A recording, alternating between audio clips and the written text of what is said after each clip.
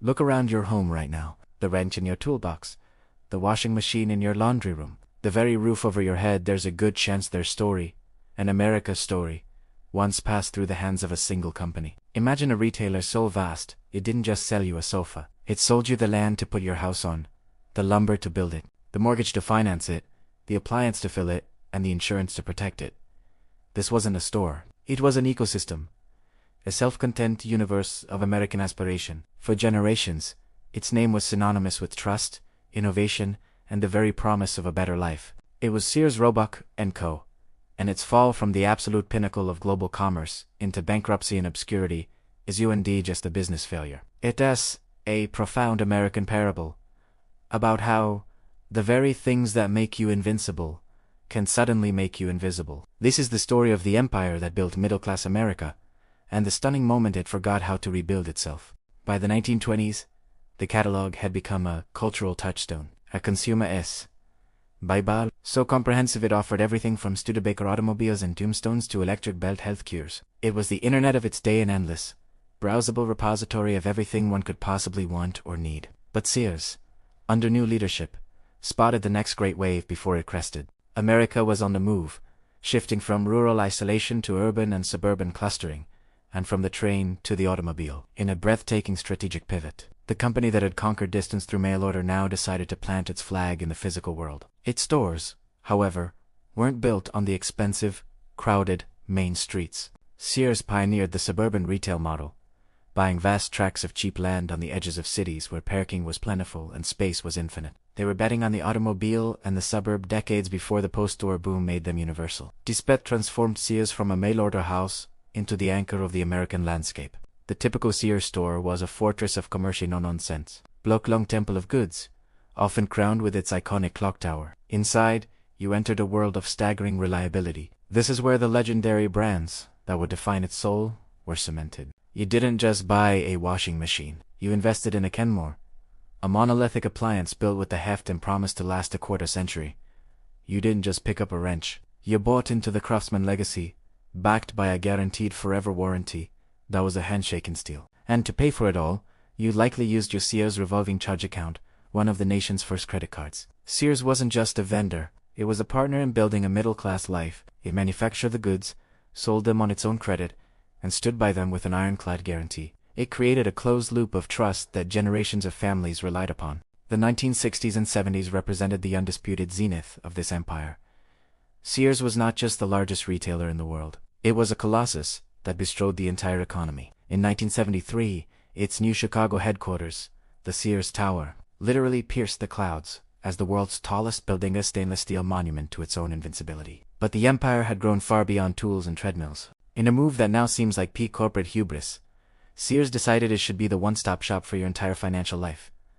It acquired the real estate broker Coldwell Banker. It bought the investment firm Dean Wheater Reynolds. It launched the Discover card to compete with Visa and MasterCard. The vision was staggering. Sears would help you buy your house, furnish it, insure it, invest your savings, and manage your credit. It aimed to be the sun around which a consumer's entire financial orbit revolved. The vertical integration was complete, from raw material to retail sale to personal finance. It was, in its own mind, too big, too smart, and too essential to ever fail. And that, of course, is precisely when the foundation began to crack. The first and most fatal flaw was a creeping corporate arrogance, a hardening of the arteries. The culture that had once prized hustle and innovation from its station agent founder now drowned in bureaucracy. The company became a byword for legend has it that a debate over changing the font on its shopping bags wound through committees for over 3 years. While the world sped up, Sears was stuck in a procedural quagmire. Its stores, once cathedrals of choice, began to feel stale and overwhelming. The merchandise floors, organized by product category in a utilitarian grid, felt like a warehouse compared to the curated, lifestyle-focused experiences emerging at stores like The Gap or The Limited. Sears was selling things, while its new competitor, the spark that ignited this retail supernova, struck in the most unassuming way. In 1886, a young railroad station agent in North Redwood, Minnesota, named Richard Warren Sears found himself with a box of unwanted pocket watches. With nothing but hustle and a keen eye for opportunity, he sold them to other station agents along the line at a tidy profit. This small act of arbitrage revealed a monumental truth. in a country still stitched together by rail lines. Vast distances separated consumers from the goods of the industrial age. Sears, partnering with watchmaker Alvaro Buck, didn't just see a market gap. He saw a new dimension of commerce. He placed a simple ad in the Chicago Daily News. Watches will be sent COD examined on approval. The pitch was revolutionary. Trust us, a name you don't know, to send you a luxury item through the mail. If you don't like it, send it back. This was the birth of a radical concept. Risk-free, remote shopping. From that first watch, the Sears, Roebuck & Co. catalog exploded into existence. It wasn't merely a sales pamphlet. It was a lifeline, a democratizing force that landed with a physical thud in millions of rural mailboxes. For a farmer's wife in Kansas, its pages offered the same lace collars and silk finery available to a socialite on New York's Fifth Avenue. For a homesteader in the Dakotas, it sold the future, a windmill to power his farm, a new steel plow to break the tough soil, and yes, even the very house his family would live in. Sears' Modern Homes program was perhaps its most breathtaking innovation. For as little as $895, you could order the Magnolia, a kit containing 10,000 pieces of precision-cut lumber, 20,000 square feet of millwork, 700 pounds of nails, and a 75-page instruction book. An entire American dream, from doorknobs to shingles, delivered by boxcar. Sears wasn't just selling products. It was selling progress, self-reliance, and a tangible piece of the 20th century. Simultaneously, new and ruthless predators emerged, each chipping away at a different pillar of the empire. From the south, Walmart rose with a fanatical focus on supply chain efficiency and everyday low prices. It attacked Sears' core promise of value with a brutal, data-driven precision that the older giant couldn't match. Target, with its playful design and cheap chic ethos, made discount shopping feel stylish, stealing the aspirational middle-class shopper. The mall itself, which Sears had helped anchor, became its cage, as specialty retailers surgically dissected its product lines. Most damagingly, Sears completely misjudged the existential threat of the digital age. As the inventor of remote, home-based shopping, it should have seen the internet coming from a mile away. Instead, it dismissed e-commerce as a niche for nerds. When it finally launched Sears.com, it was a clumsy, siloed afterthought, a digital brochure rather than a seamless shopping engine. The company that wrote the first playbook for convenient consumption was now hopelessly behind on the newest chapter. Their decline, once it began, was a slow, painful spectacle. The proud Sears stores grew dimmer, their vast floor spaces becoming echoey and patchily stocked. The once bustling appliance department felt like a museum. The legendary Craftsman tools,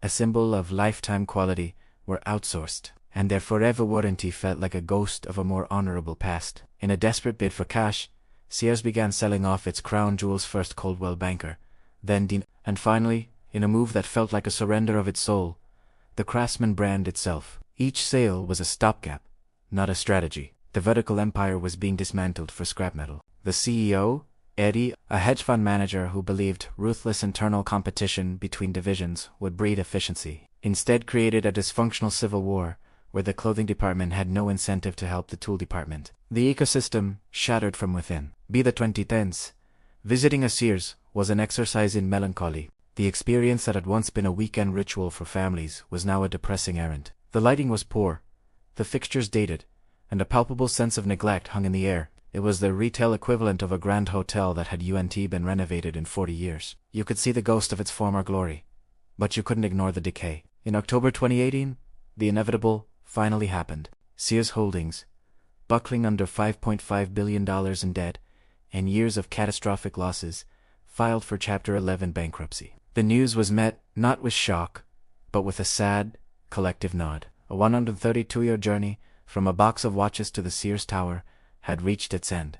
The fall of Sears is one of the most instructive tragedies in American business. It wasn't killed by a lack of resources, brand recognition, or opportunity. It was killed by a failure of imagination and a fatal case of corporate nostalgia. It perfected a magnificent, powerful model for 20th century America, the integrated, trustworthy, one-stop shop for a nation building its suburban dream. But the tragic irony is that Sears helped create the very world that would make it obsolete. It fueled suburban sprawl, which gave rise to the big box competitors that would outflank it. It pioneered at-home shopping, laying the conceptual groundwork for the Amazon that would devour it. Sears was the original everything store, but it became so in love with its own reflection, with the towering monument of its past. Success that it could unsee the future it had inadvertently built. It sold America the tools to build, repair, and reinvent itself for over a century. In the final, cruel twist, it proved utterly unable to use those same tools on its own crumbling foundations. Its story endures as a timeless reminder.